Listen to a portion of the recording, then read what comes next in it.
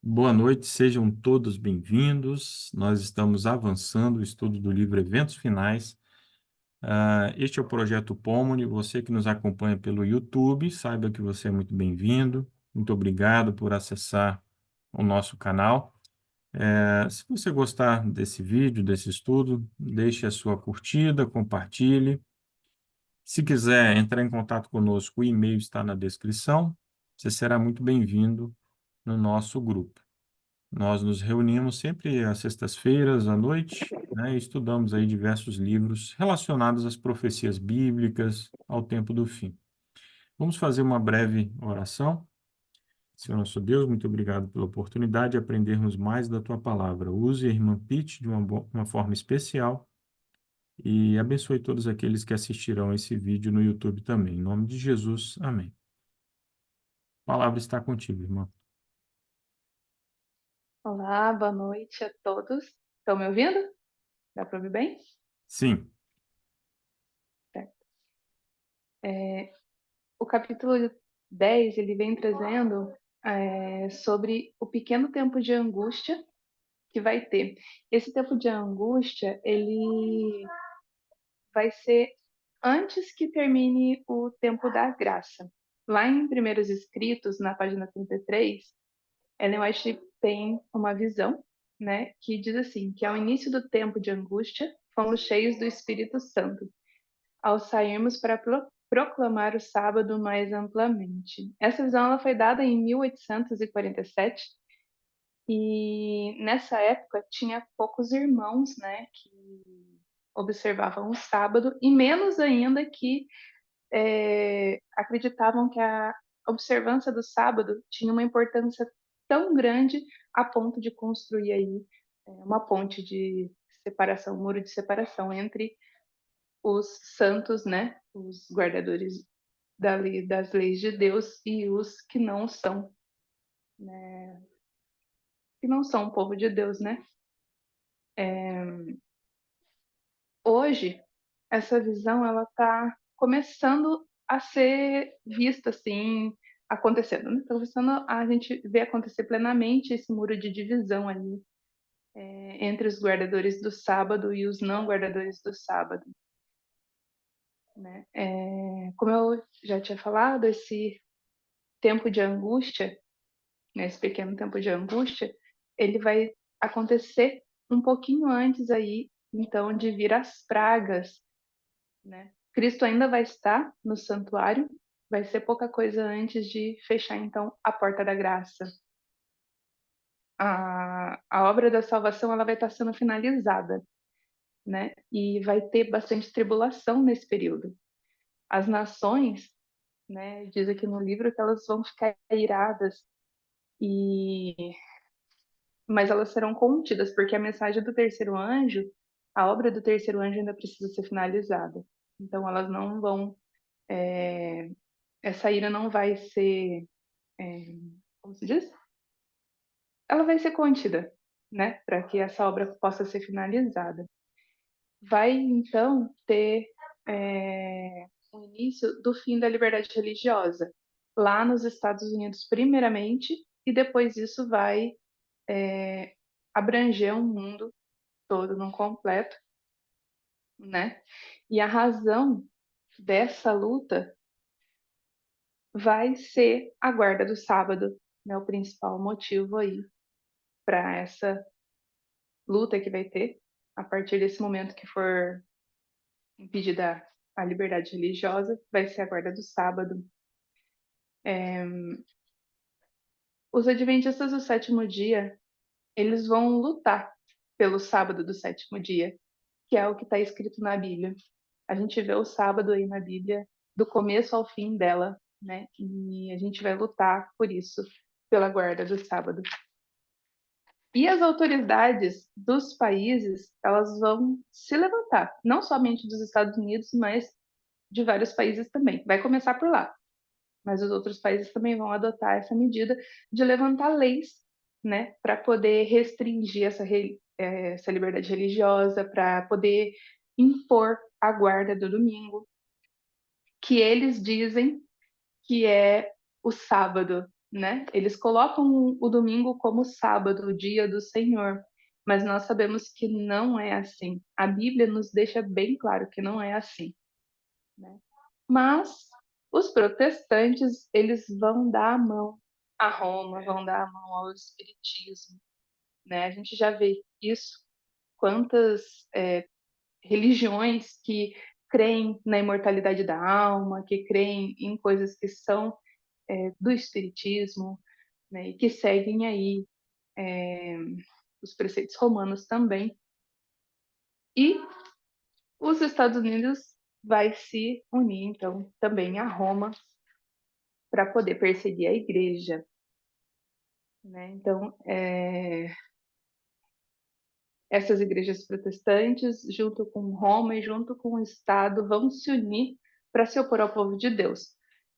E quem não observar as leis, né, impostas por essas autoridades vão sofrer bastante, vão ser oprimidas de tal forma, né, a provar a fé dessas pessoas, né?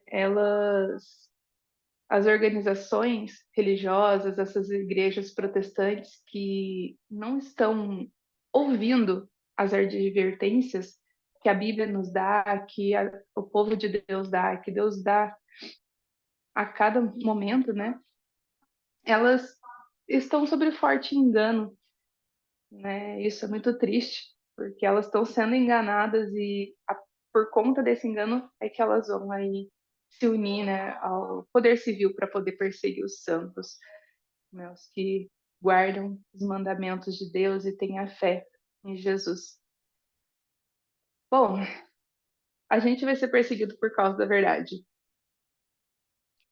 A gente vai ser levado a tribunais, os juízes vão se recusar a ouvir as razões pelas quais a gente é leal aos mandamentos de Deus, né? Como diz no livro, eles dirão: temos uma lei e em conformidade com elas, essa pessoa deve morrer. Se a gente for levado aos tribunais, a gente deve abrir mão de qualquer direito que a gente tenha, a não ser que isso nos ponha em conflito com as leis de Deus, porque em primeiro lugar deve vir a nossa obediência a Deus. Então, se for uma coisa conflitante com aquilo que Deus nos manda, aí é diferente. Se não for nada conflitante com o que Deus nos manda, então a gente deve abrir mão, não deve se ligar, né? A gente vai ser tratado com desprezo, com ameaça, com escárnio, com zombaria, né? E o propósito disso nada mais é do que derrotar nossa fé, né? É uma luta espiritual, né? Parece terreno às vezes para gente, né? Porque a gente vai ser aí entregue ao governo, talvez por amigos, talvez por parentes, a gente vai ter essa perseguição de várias formas por pessoas próximas, pessoas que a gente ama, e é justamente uma prova de fé, é para provar a nossa fé, né? E não só amigos, parentes, até mesmo autoridades, né? A gente já vê isso hoje em alguns locais, mas isso vai aumentar cada vez mais a ponto de ficar assim, de um jeito que vai parecer insuportável, vai parecer terrível, né? Perseguição, ela não é só um povo correndo atrás da gente tentando matar, tem perseguições de vários tipos, né? Então, assim, a gente precisa, né, se fortificar, fortificar a nossa fé. O livro nos traz aqui que a gente deve estudar a história da igreja primitiva, né? E Atos também. O livro de Atos é muito importante, que traz aí bastante material para a gente poder fortificar a nossa fé em relação à perseguição, né? Tudo que aconteceu também ali antes do Pentecostes, durante o Pentecostes, depois do Pentecostes, é muito importante a gente estar estudando, né? E a gente deve fazer tudo que tiver ao nosso alcance para poder dar essa advertência ao mundo, né, do tempo que está chegando, da guarda do sábado, do quão importante isso é, né, do quão Deus quer que a gente se arrependa e se liberte de todos os laços que a gente tem com o mundo para que a gente seja salvo. A gente precisa disso, né? A gente viu aí lá na Califórnia, nos tempos de Ellen White, uma ameaça aí do sopro dos quatro ventos, né? Do decreto dominical. Foi uma ameaça que parecia que ia, opa, agora vai. Mas não, foi só uma pequena amostra do que vai acontecer aí no tempo do fim, né? A gente vai ser privado de todo o apoio terreno e algumas pessoas vão ser mortas, escravizadas, presas, né? Vai acontecer muita coisa estranha aí ainda. E porque assim, o mundo ele tá nessa separação entre o que é santo e o que é profano. E quando o coração do ser humano se afasta de Deus, ele se torna muito cruel. Ele pode se tornar assim cruel ao extremo. E, e isso assim é o que vai acontecer, né? Infelizmente a gente vai ver aí muitas pessoas que a gente olhava e via um coração bom, daqui a pouco se tornando cruel aí por causa dessa separação aí de Deus. Que não seja nós, que não sejamos nós, né? A gente precisa, como eu falei, se libertar de todas as mãos, de tudo, tudo relacionado ao mundo e se ligar e se firmar em Cristo, né? Cristo crucificado e Cristo como a nossa justiça é a mensagem na qual a gente deve se firmar e passar, porque é ela que sacia a fome da alma, é ela que traz esperança, que traz coragem para a gente enfrentar tudo que vai vir, né? Fala que muitos fugirão de cidades e vilas para poder salvar a vida, mas muitos se tornarão mártires por amor a Cristo. E essas pessoas que se tornarão mártires, elas irão para a morte como uma criança que confia nos pais. Sabe, quando você fala para a criança assim, se ela confia em você, você fala assim, vai. Ela simplesmente vai, ela não olha para trás, ela não duvida, porque ela confia naquilo que o pai dela está falando. E esses mártires serão assim, né? Também traz aqui que talvez seja necessário que o povo de Deus se mude, né? Bom, nós já sabemos, nós viemos estudando dessa mudança da cidade para o campo, né? Que a gente deve fazer a fim de estar num ambiente mais saudável ali para poder adorar a Deus.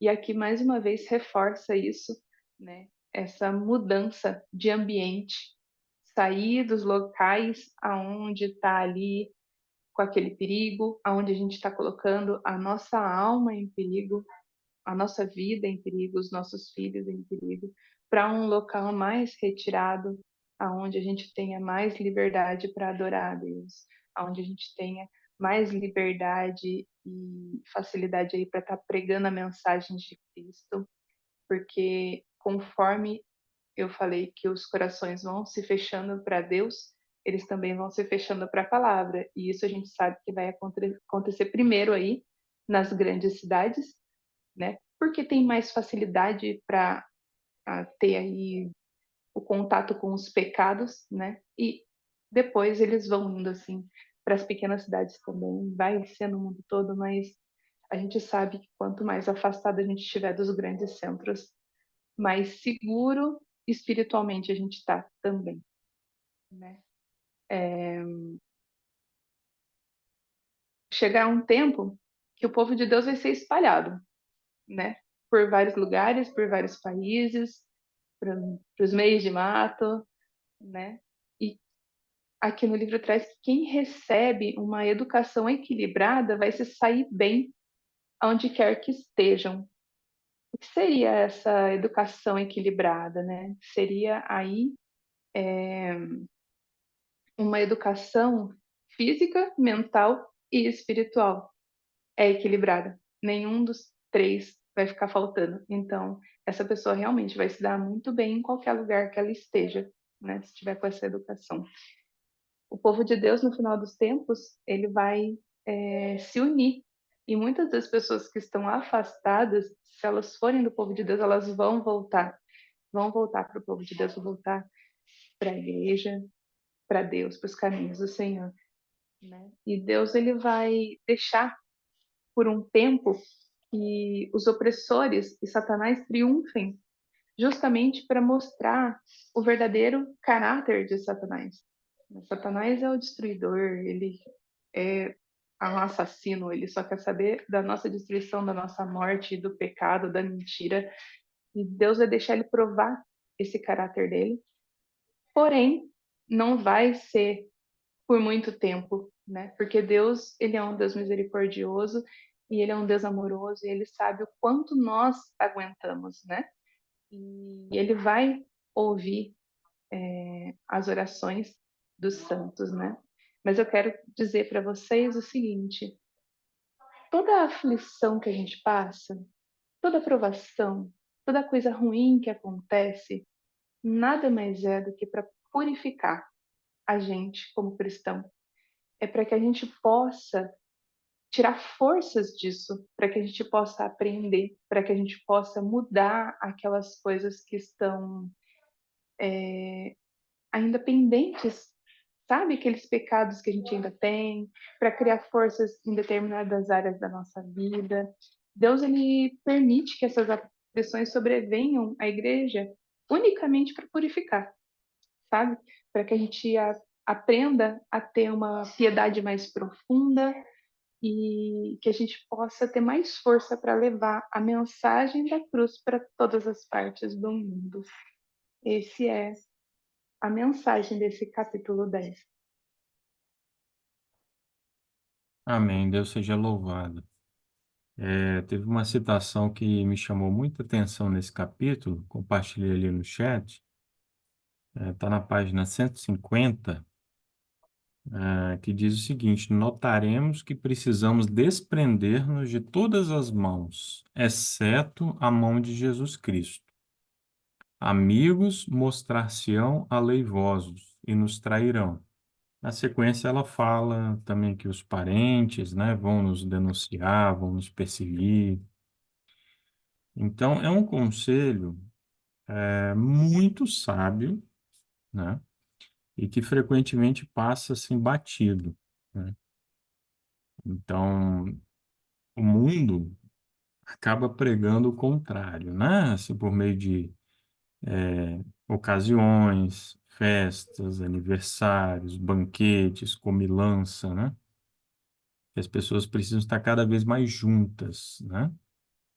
E quando, na verdade, o conselho aqui é o inverso, nós temos que nos desprender, né? Não significa necessariamente cortar o vínculo, né? Mas para pensar, muitas vezes você está ali pregando, né? Você já pregou, já transmitiu, já apresentou a mensagem, né? Para um parente, para um amigo, a pessoa não quer nada com nada. E o que nós estamos fazendo assim, né? Qual o rumo que nós estamos tomando em nossas vidas, assim?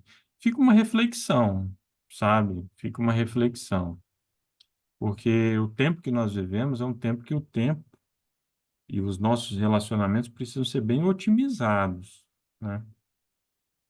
Então a gente precisa ter um senso muito forte ali de prioridade, né? Com quem nós estamos passando tempo, estamos em comunhão.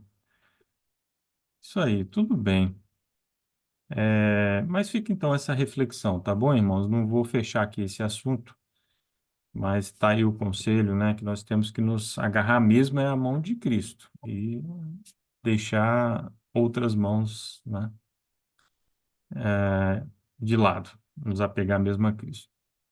Muito bem. Irmão Edilson, pode fazer então uma breve oração. Pode ser que a bateria da Pitty aí caia, tá? Mas desde já, muito obrigado, tá, Pitty? Um bom sábado.